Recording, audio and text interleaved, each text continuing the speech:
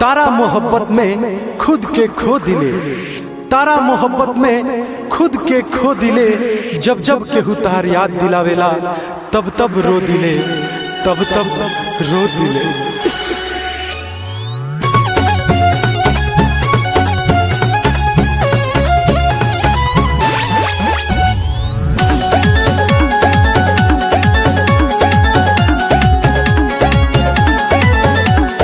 दिलवा तड़पेला, अखिया रोवेला, दिलवा तड़पेला, अखिया रोवेला। हर घड़ी नैना तोहरे के जोहेला, दिलवा तड़पेला, अखिया रोवेला, दिलवा तड़पेला।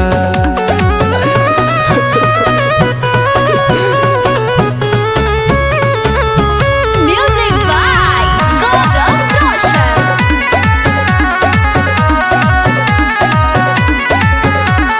तनहा भइल जिंदगी अब सफर कटेला ना, सुंदर रूपवा तोहार नजरी से हटेला ना। प्यार का होला मिलके तू बता दे तू, आस लगल बा मनवा में पूरा दे तू। जान निकल जाला और मन चल जाला, जान निकल जाला और मन चल जाला। रातियों में अखिया चैन से नहीं सोनेला, दिलवा तड़पेला, अखिया रोवेला, दिलवा तड़पेला।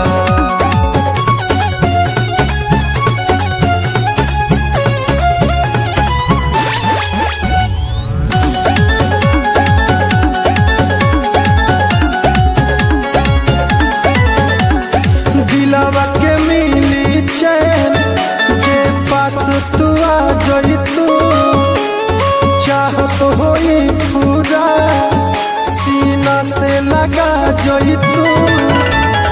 तड़पे आनंद यारेया तोहरा चाह में, दीपक दीवाना जो है जाने राह में।